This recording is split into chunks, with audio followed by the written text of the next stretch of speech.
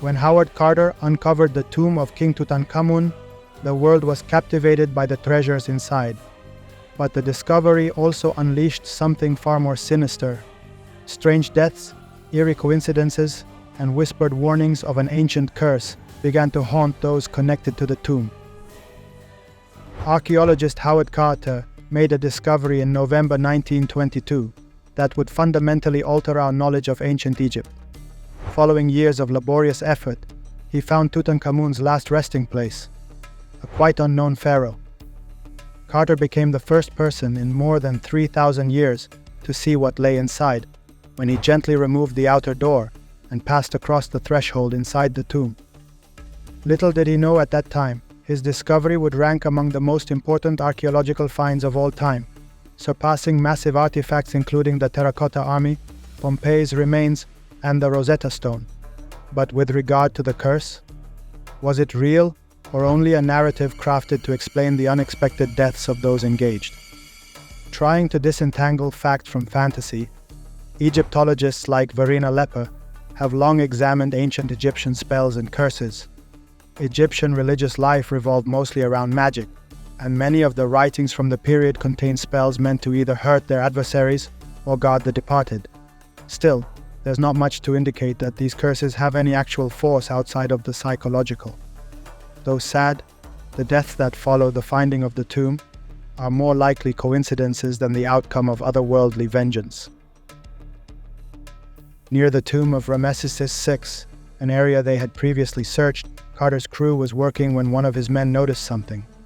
Under layers of sand and muck, the big, partly buried rock was hardly visible.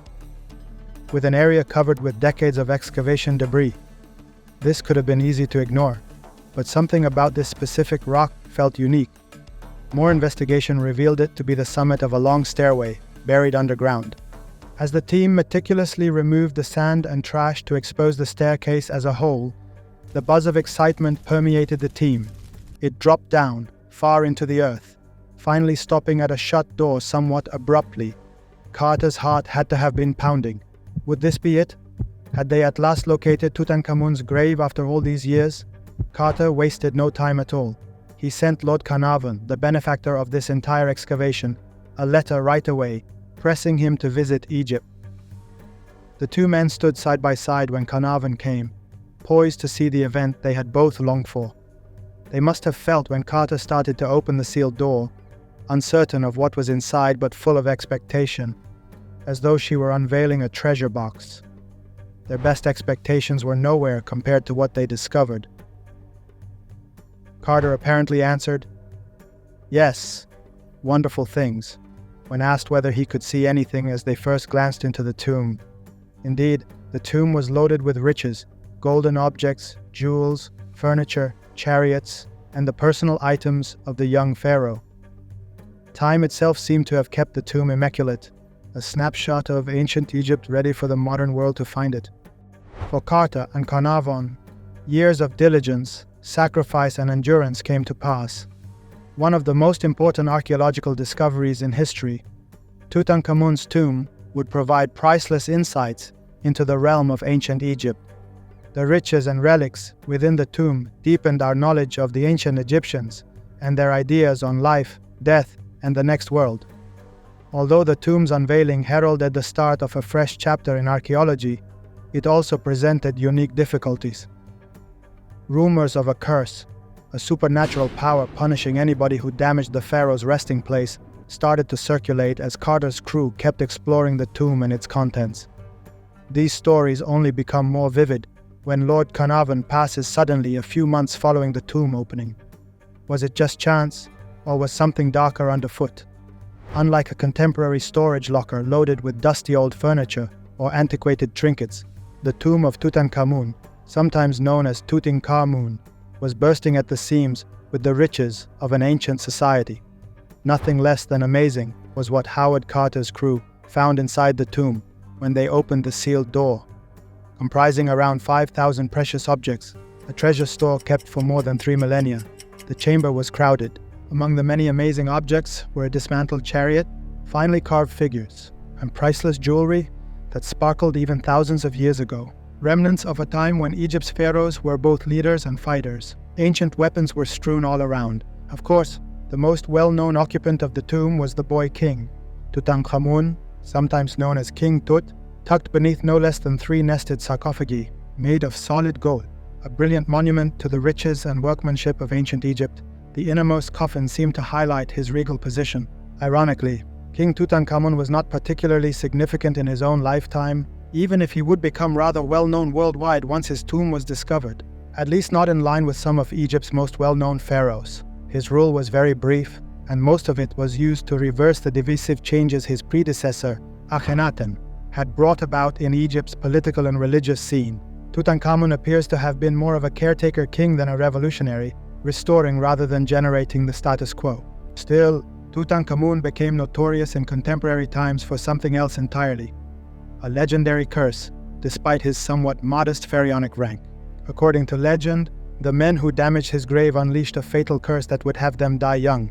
The public's imagination was grabbed by this concept, which gave what was already an amazing archaeological discovery a mystical mystery. If a curse existed, though, maybe it wasn't meant just for the intruders. Tutankhamun might have been cursed with his own, one that affected him long before his tomb was even uncovered. Given his death at just 19 years old, the young monarch might have suffered from a quite small gene pool. As it happens, his parents were siblings, a frequent occurrence among Egyptian nobility at the period to maintain the bloodline pure. But this inbreeding produced far from perfect outcomes. Tutankhamun had a range of medical and maybe psychological problems from birth. Modern researchers looked at his body and noted congenital anomalies, along with other conditions that would have made walking difficult, if not painful. He had scoliosis and a clubfoot. Some even postulate that these problems might have had a role in his early death. Many have concluded from his physical state that Tutankhamun's life was cursed from the beginning, rather than by angry spirits, but rather by the terrible results of royal inbreeding. The irony of it all is that although Tutankhamun might have been a somewhat little person in his day, the rediscovery of his tomb made him a worldwide symbol, a king who became more well known in death than in living. Along with this notoriety came the myth of the curse, a story of catastrophe that would captivate readers everywhere. Almost right away after the tomb was unearthed, the first indication of this claimed curse appeared. Carter's canary, a little bird housed in a cage outside his house, perished on the precise day the tomb was unearthed. The incident gained frightening relevance when the bird was allegedly slain by a cobra, a symbol of monarchy and defense in ancient Egypt. To those who thought of the curse, the death of the canary was a foreboding indication of the peril ahead. First, coming upon the gloomy and disturbing picture was a young messenger boy. Inside the birdcage hung outside Howard Carter's door, a large snake had curled itself firmly around the dead body of Carter's canary. The small bird, once vibrant, hung limply from the serpent's mouth, which disturbed me. By the time the alert was set off, the poor thing had already found its last resting place, inside the belly of the cobra, despite best efforts to save it. The timing of this strange occurrence added even more suspense. 2 big sculptures guarding the entrance to a sealed room within the tomb Carter was digging had been discovered by his crew that same day. These austere, weighty sculptures showed Tutankhamun personally and were ornamented with golden crowns bearing the ancient Egyptian emblem of divine authority, the uraeus, a stylized serpent. Often depicted on the headdresses of pharaohs, the snake in Egyptian mythology stood for protection and power, hence safeguarding royalty. Still, no amount of logical thought could alter what followed. The man who had funded Carter's years-long excavation, Lord Carnarvon, died an early and unexplained death. It started very innocuously with a mosquito bite.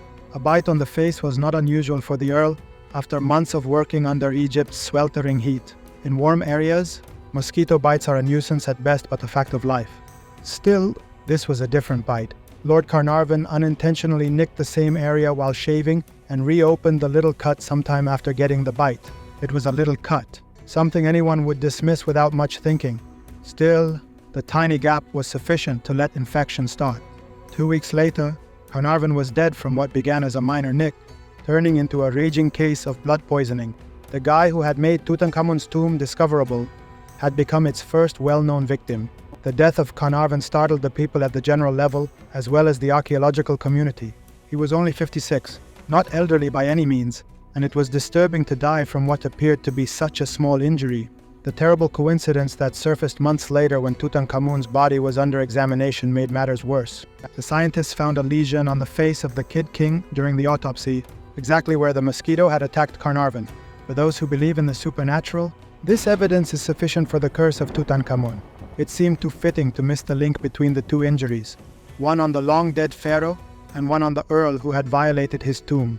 Shortly following the disturbing episode involving the cobra devouring Howard Carter's canary, the first whispers of an old curse started. Whispers about a fatal curse guarding the tomb of Tutankhamun soon became full-fledged rumors that caught headlines in newspapers all around. People's greatest worries looked to be confirmed by the growing fatalities of those linked to the finding. Following his visit to the recently found tomb, investor George J. Gould contracted a fever in May of 1923 and passed away. The Globe observed, "Was this the curse at work?" Furthermore, not alone was Gould. Others also included a key player in Carter's excavation team, Arthur Mace, who died in 1928 from arsenic poisoning. Not long after, Carter's personal secretary met a horrible death, suffocated in his sleep at an elegant club in Mayfair by an unidentified assailant never identified. The consistent death count among those engaged in the excavation sparked increasing conjecture. People began to think that something evil was under action. Was there really an old power punishing those who had dared to tamper with the pharaoh's perpetual rest? The media stoked the flames of these questions. Stories about a supposed curse written in hieroglyphics on Tutankhamun's tomb's walls spread about, threatening, "Death shall come on swift wings to him who disturbs the peace of the king." Already enthralled by Egyptology and the secrets of the past, the idea of a malevolent curse connected with the public. Famous for writing the ultra-rational Sherlock Holmes, Sir Arthur Conan Doyle also theorized about the presence of supernatural powers. He reasoned that invisible elemental guardians had been left behind to guard the pharaoh's tomb against invaders. Oddly, Carter survived for many years following the revelation. At the age of 64, a full 16 years after he first entered Tutankhamun's tomb, he was finally diagnosed with Hodgkin's cancer and died. This long survival does not fully fit the story of a quick and lethal curse wiping off every person who ventured into the tomb. Actually, Carter was not alone in breaking the supposed curse. Many others who were there when the tomb was opened led long, fulfilling lives, apparently free from any otherworldly influence. Only 8 of the 58 persons in attendance at Tutankhamun's tomb passed away over the following 12 years. These figures hardly suggest a fatal scourge sweeping over everything in its path. Actually, individuals who claim to be cursed lived, on average, 23 years after the tomb was unearthed, according to renowned skeptic James Randi. It's not precisely the terrible cost one would expect from a curse guaranteeing quick death to all those who crossed boundaries. Therefore, if the fatalities were not the result of a curse, what was happening? As it happens, the truth is a lot more ordinary and far less mysterious. The public was already enthralled with the discovery of Tutankhamun's tomb when Lord Carnarvon died in 1923. Carnarvon had spent a lot of money on the search and had been a main expedition financial donor. Once the tomb was at last opened, he saw a chance to recover part of his investment. Carnarvon negotiated a special agreement with the Times newspaper in England to maximize the financial reward of this ancient discovery. This agreement gave the Times special rights to publish pictures, cover the dig, and distribute Valley of the King's tales. Other newspapers, denied entry to the scene and yearning to get in on the event, had not much to cover. But as is often the case, the lack of data did not stop the rumor mill from spinning. These publications started to manufacture their own stories since they had no first-hand material to report. And how better narrative than one about a lethal ancient curse? The press grabbed on the concept of a curse, creating dramatic narratives of cryptic warnings and menacing omens. Certain media even stated incorrectly that grave inscriptions spelled out a curse of death on fast wings. The twist is that there was not such a curse. Although other Egyptian tombs included warnings meant to deter would-be criminals, Tutankhamun's tomb was not one of them. The curse that dominated news was essentially fiction, most likely imagined by a bored journalist trying to sell more papers. While the legend of King Tut's curse may seem like something out of a horror story, the truth behind these strange events is still up for debate. Do you think the curse is real, or is it just a case of coincidence and bad luck? Let us know in the comments, And if you want to dive deeper into history's most mysterious legends, don't forget to like this video, subscribe, and hit the notification bell so you never miss an episode.